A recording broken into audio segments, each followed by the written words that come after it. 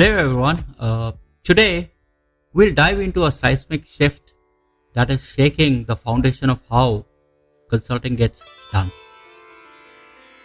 Two new browsers, one powered by AI from the ground up, and the other supercharging the internet that you and me all know.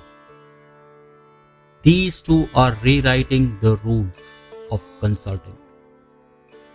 Expect to appreciate why your current strategies are becoming obsolete, how to adapt, and what your role as a consultant will be in future of business. All consultants, buckle up because this is about your survival.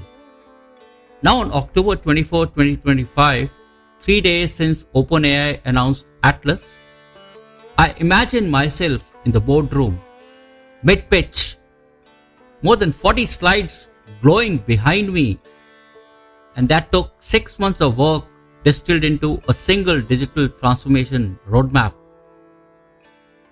A roadmap that required endless espressos and pizza supplies to produce a deck which I believed was a winning deck. For me, it seemed to be a slam dunk proposal presentation developed over weeks of code discovery sessions with the client, and I had 100% belief, and actually more than 100% belief, that I'll walk out with more than $1 million deal. And then the CIO I'd been trying to impress with my pitch, midway, when I was about to make my USP statement, the CIO's mobile, it gets his undivided attention. I notice it, I'm a bit disturbed, and I was confident that I'll get him back from his distraction, and I'll get his attention back. Now from my vast pool of attention invoking statements, I tried all tricks I could pull out of my hat to get his undivided attention back, but they seemed to get exhausted fast, while this all-important CIO's eyes, they remained solidly glued to his mobile phone. Without me knowing, he's not scrolling Instagram reels or not reading any kuchiku WhatsApp messages, but actually what he's doing, he's opening a browser. He says nothing and just types a sentence. Show me 3 ERPs under $2 million total cost of ownership with 99.9% uptime.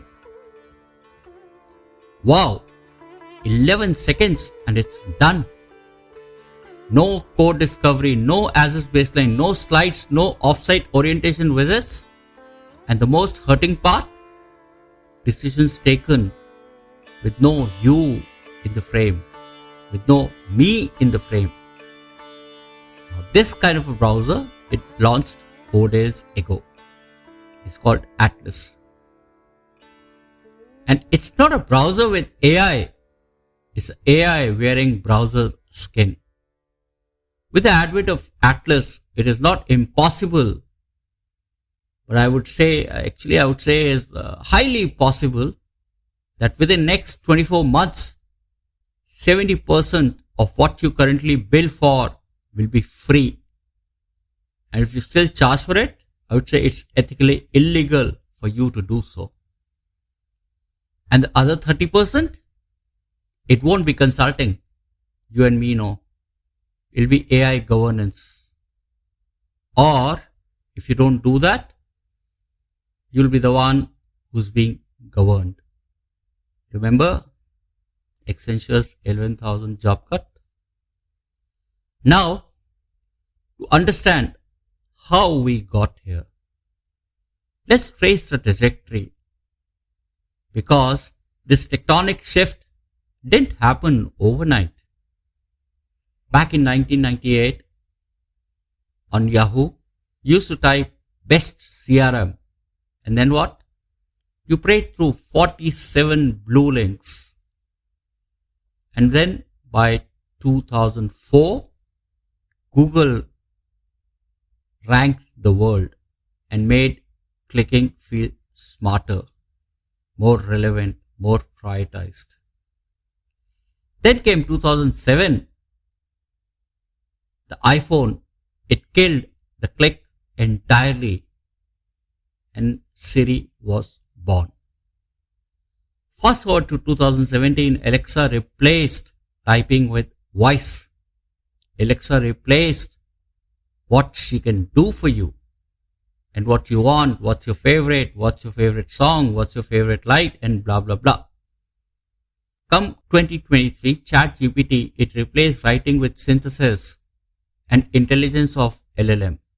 And now, 2025, the trajectory completes its more than 30 years of ever-curving arc. OpenAI doesn't add AI to browsing. They start with AI and build the browser around it. No search bar, no links, just a blank screen and a prompt. You say, draft the ERP, compare 3 vendors, email legal. And Atlas, it does it. Atlas clicks, types, negotiates. And what you do? You watch. This isn't search. It's delegation at the speed of thought, which we as managers always dreamt of, that we could delegate at the speed of thought like Atlas does today. Now Google wasn't either sleeping or unaware. They had acted differently. They leveraged strength of a browser which 3.5 billion people already use. The search engine that indexes reality in real time and taught it to move. And what did Google do? Gemini integrated with Google Chrome just doesn't answer. It opens tabs, cross-references, rewrites, exports, all grounded in live data. Now this isn't reinvention. It's an evolution on steroids. Now Atlas, it rebuilds the internet from AI up. The other, Google, it supercharges the internet you already have.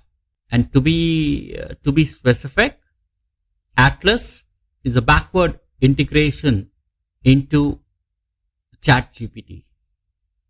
And Google with Gemini is a forward integration. However, they both converge on the same truth, where manual work is now disguised as strategy is dying. Manual work is dying in 3 waves, and soon you will start to feel at your desk. You will start to feel at your desk for the seasoned consultants. And by the way, you will feel these waves also for the aspiring ones. They will see changing landscape of job opportunities. Let's talk about the first wave. And the first wave says the research becomes instant.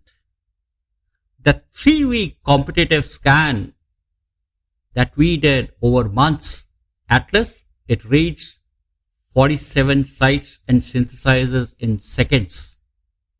Gemini, it scans 9 open tabs and builds a SWOT. And for those who don't know what SWOT is, it's strengths, weakness, and opportunities and threat analysis. So Gemini, it scans and does your SWOT before your coffee cools.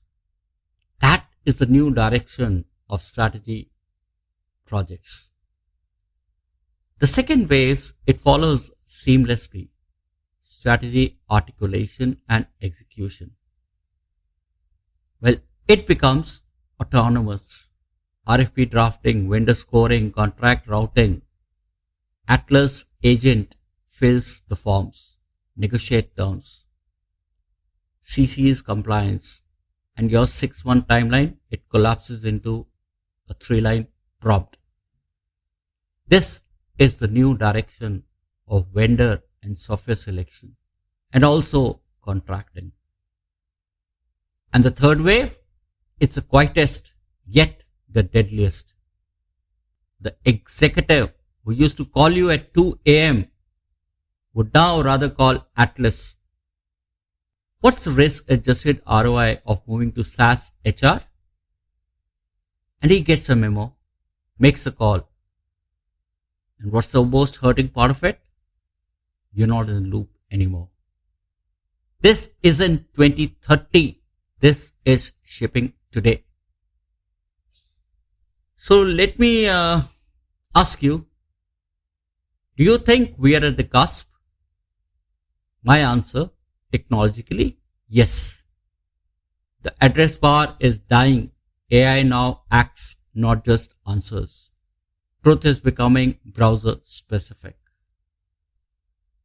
And culturally, my answer, not yet. Chrome still owns the planet. Atlas is just 4 days old infant.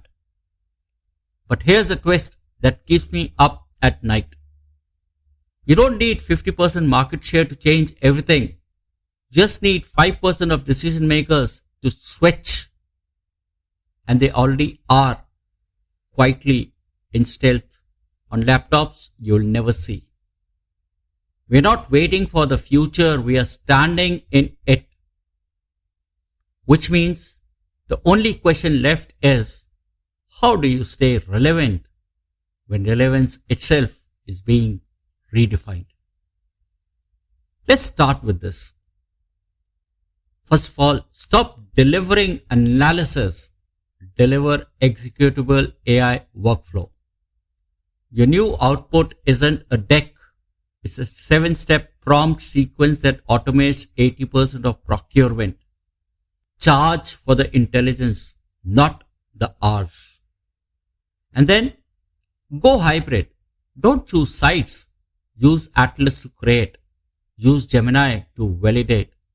Your edge becomes truth that survives both browsers. And bill for the audit trail. And finally, turn the chaos into currency. Run half-day workshops.